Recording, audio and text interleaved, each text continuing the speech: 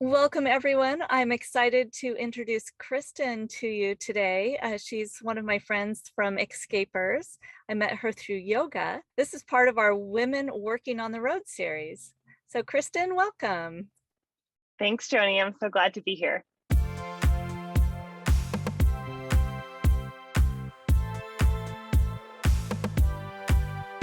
I think I have the multi-passionate entrepreneur syndrome going on. I do a lot of things, as Joni mentioned. We met through yoga. I had my own studio before I began life on the road, and I still love to teach, but primarily now I run a travel company called Legit Trips. So we do small group travel. I'm also a travel agent if you wanted something independent.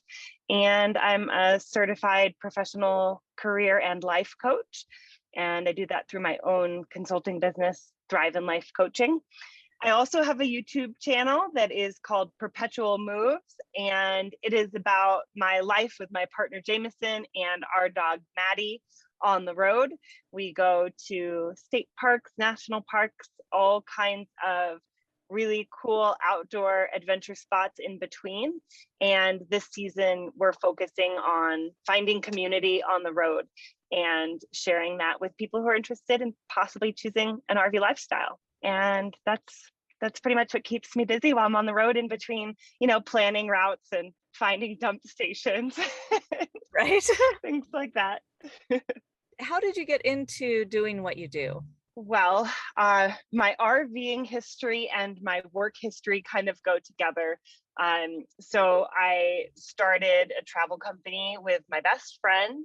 And in the beginning, we were both personally kind of traveling a lot. And when it became business, we traveled even more and both really felt like, why have a house?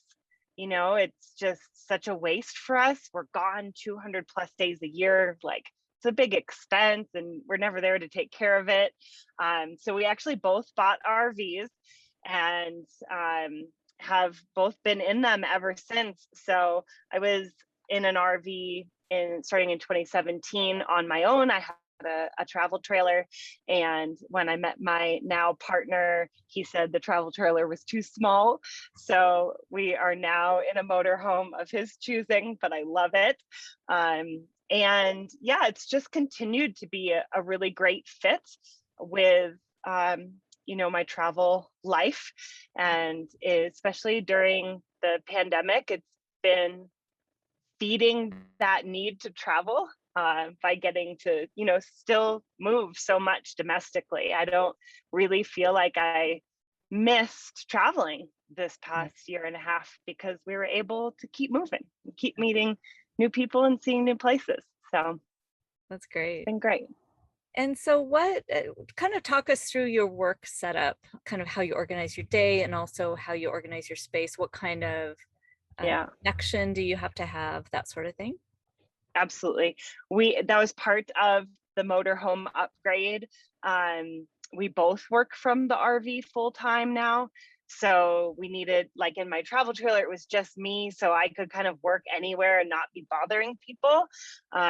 Especially with my coaching work, I'm live online with people and I want privacy for my clients. So in the motorhome selection, we wanted 2 dedicated offices, which is really hard to find. But we found one where the bedroom was big enough to have an office. And then there was an extra space in the living room to have an office. And so our bathroom is in the middle of the coach. So there's 2 doors in between our bedroom office and our living room office. And I mean, we can close the doors and we don't even know the other person is in here all day long. So space, I think, like choosing if you need that or not. We have plenty of friends who work from their RVs and they sit at the dinette or on the couch. I knew that wouldn't work for me. Like, I wanted a dedicated desk. I don't want to have to move work to be able to like eat dinner with my partner. And so we each have a dedicated space. It just stays there. It's just for work. It doesn't have to double as something else, as so many things do in RV life. And we have a Netgear Nighthawk for our connection. and it's with unlimited to go. It's a cell-based plan. It is truly unlimited, but we do run into problems here and there. It's AT&T based, and sometimes it's just not that great. So we both have cell phone plans with 100 gig hotspot add-ons as well. So we spend about $300 a month in connectivity, but I think it's worth it for like never having that stress of, oh, I have a client right now and I don't have a connection. And it's been harder this year to like run to a coffee shop and sit and have a meeting. So we're glad we have what we need on board. And so do you have to plan out your travels based on signal? We do usually, especially if there's like 2 or 3 places in one area, we will know that we want to go to that area, and then we'll pick the best. We usually boondock, so we'll pick the best boondocking site based on Campendium's cell phone reviews, or from asking friends or people in a Facebook group, like, hey, have you been here? How's the cell connection? But we always have a backup plan for, like, we'll park, we'll see if we're level, and then we'll check the cell signal. And if it's not strong enough, we're just going to leave, because it's just not worth the stress. Did you start your coaching business before you launched as well, or just the travel business? No, I became a coach during my life on the road. Part of getting into life on the road for me was going through divorce, leaving a job I hated. It was one of those like change it all up situations. And with that came a lot of personal development for me. I had my own coach. I followed Tony Robbins all around the world to Fiji and back. I took his business classes. I took his money classes. I took it all. And in the end, I just kept wanting to share what I had learned with more people. Just there were so many things that felt so simple that I was like, why doesn't anybody tell you that? Why doesn't anybody teach that simple trick? Why don't they teach us this in high school? And I've just really wanted to share what, totally changed my life with more people. So I do it, as a little bit of a side thing. I don't put a ton of marketing into that side of my work, but I love to do it, and I always have a few clients, right? So it fuels that like wanting to give back for me and be part of other people's transformations. Mm-hmm. And so is your travel business, is that a full-time endeavor? Well, it was before COVID. My business partner and I were both full-time with the business. We were running about 50 international trips a year. And obviously with COVID, that went down to 0 overnight, which was really unexpected. But it's starting to return, and we're not giving up. Do you have any advice for someone who wants to do something similar to what you're doing? I think, a lot of people say, oh, you're living my dream life. And oh, you're so lucky is probably my least favorite response. Because I'm like, oh, it's not luck. You have a dream, you have to go and get it. And, there's a lot of mental hurdles for choosing a life on the road. And I feel really lucky I had a mentor that was living in an RV with his family. It was just like a 1-year thing for them, but he was such a good role model for me and really encouraged me to just do it. And I think that's my advice, is that it's never going to be the right time. You're never going to like have all the answers or be sure that you're totally ready. And the thing I wish I knew is how supportive the RV community is. It almost is hard for me when people offer to help as much as they do. There's something about the RVers in the world. They are like, oh, what's happening? I see you're looking at your fridge. Is something the matter? And I think I blew a fuse. Oh, I've got one of those in my bay over here. Let me just get you the fuse you need. And it's just like, oh my goodness, I'm so sorry. Like, you don't have to do that for me. But I have never found a shortage of willing helpers when I have needed help. So just kind of knowing that you don't have to be totally ready and you don't have to have it all figured out, and that there will be people along the road that will help you if you get stuck, and it's maybe not as lonely as some people think it might be. For sure. How long did you have your business before you launched? We started the company in 2016, and at that time I was living in an RV part-time. I had an RV in Arizona and I was living in my house in Portland, Maine. So I would drive to Arizona every winter, and then I would drive back to Portland every summer.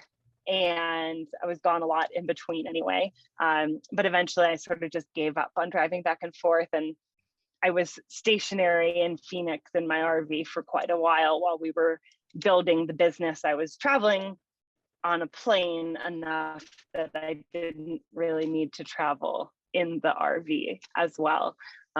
So it's about the same time, really. How was the transition from being stationary and running your business and being on the road full time and running your business? It was really easy. I have the best business partner, and she and I have our own things that we're good at, but we also are just like super supportive of one another. So if one of us is off grid for a while, the other one will just cover. And we've done that for each other so many times. So it's really nice to have a buddy and not have the weight of everything on your shoulders, especially as you're figuring out life on the road. And there are bad travel days or bad cell signal situations where it's like, oh my gosh, I have this meeting with this vendor, can you take it? Like, I'm not going to be able to make it. And that's one of the things we've always like promised to each other, is that like, I'll always be there for you. And without that, it would have been a lot harder. But we have a really great relationship that we've been friends for a really long time. We worked together before we started a business together. So we had an incredible foundation of trust to just, hey, can you cover for me? Hey, can you do this project? Or like, today's not going well. So yeah, we cover for each other a lot. And I think that has helped the transition to be really easy.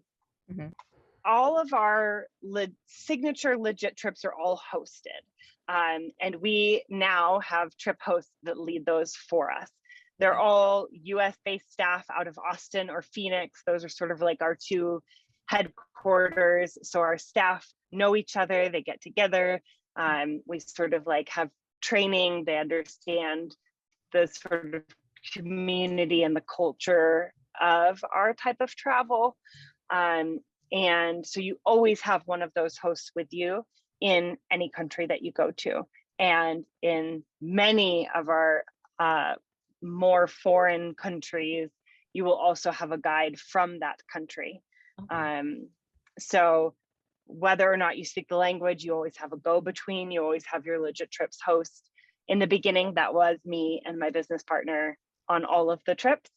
And we got old and tired and hired people that could do it better than we can do it. So we get to work really on the business instead of in the business now. Working in the business for a long time was great. It built the foundation, it built the culture. And now we're able to hand that off to people better than we ever could have. And we get to just really work on the business, which has been really nice. And I don't really miss being on a plane every other week anymore. So what would you say your company culture is? It's really this interesting, we've tried to describe it so many times as a elevated backpacker experience. It's like a barefoot luxury kind of 4-star is our jam. So we're going to take you off the beaten path. We're going to, drag you up that mountain and take you to the ruins and do all the cool things. And we want you to have that like spirit of adventure where you want to meet the local people and taste the local food and really dive in head first. So we sort of start with the group that we have, whatever travelers we have going together someplace, usually mostly from the US. We have a couple from Australia, New Zealand, but we start with that group. So they kind of get to know each other first on the first day. They have a welcome reception. They get maps of the area. They get to know their tour guide. Like, it's really familiarization. And then we very quickly push them off the plank. Like, go do something that scares you. Go do something that you didn't want to do before you got here. We're going swimming with sharks. We're going diving. We're, doing something that feels adventurous. And then we leave lots of room for serendipity and this kind of like feeling of the independence of solo travel with the comfort of having a group.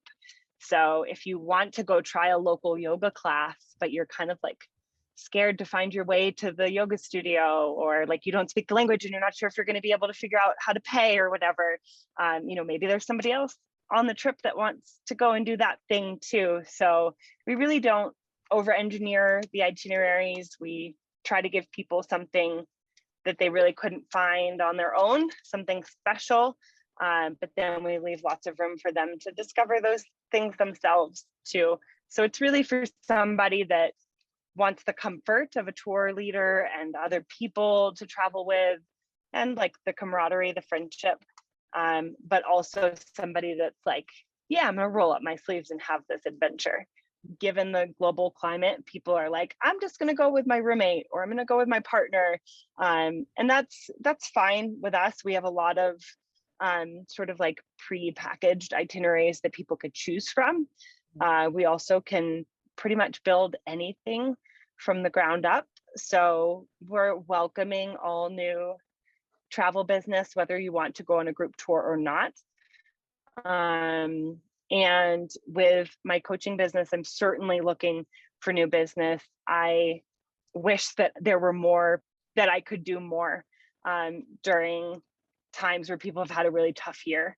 I'm only one person, so but I have room for at least 3 more coaching clients, and that changes every month because I encourage people to, fly from the nest and go beyond their own.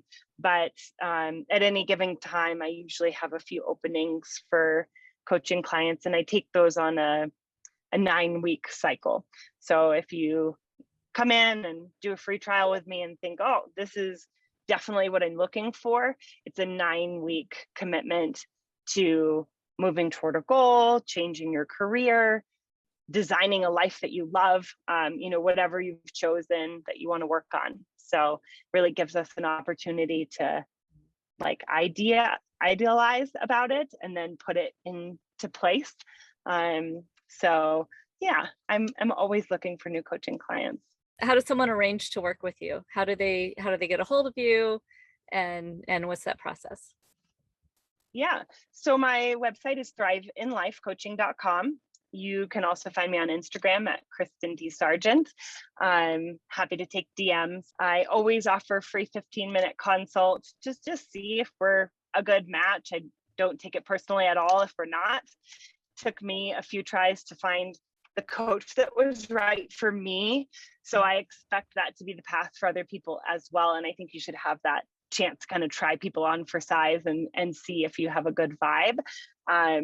So there are some free downloadables on my website. If you want to start a journaling practice or a morning routine, you can kind of get a feel for my type of coaching by taking those free opportunities, or we can hop on the phone and see what we think and take it from there. And for your travel business, our website is legittrips.com. You can also find us on Instagram at legit_trips. Somebody had legit trips without the underscore before we got there.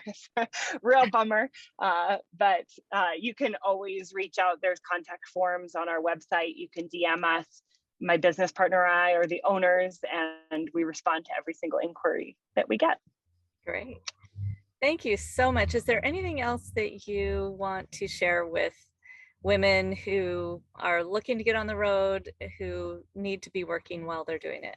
I think just knowing that the community is there for you. I have a great community as a female entrepreneur. I have a great community as a woman on the road. And no matter which path or how they connect, I think there's just so many people that are supportive of that. And knowing there's just a lot of us doing it, right? Like, it seems weird that you would be able to connect with lots of women business owners who live in RVs, but yet I'm going to a conference for RV entrepreneurs this week.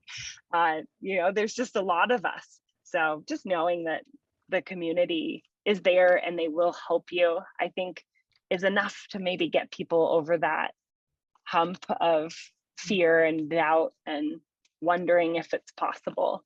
And I haven't met many RVers that aren't excited to talk about what they do. So, if you want to get some ideas, ask, hop in a Facebook group for RVers or for women in RVs and ask questions. Ask if you could talk to someone, and, don't dismiss it without really giving it a try, I guess. Thank you so much, Kristen. I really appreciate your time and your knowledge and sharing your story. If you'd like to see more videos like this, as well as van and rig tours and van life tips, please subscribe, hit that notification bell so you don't miss any upcoming videos. And if you'd like to dive deeper into the conversation, I invite you to join our Facebook group, Gal Adventurers. This is Joni with the Galavan. Enjoy your journey.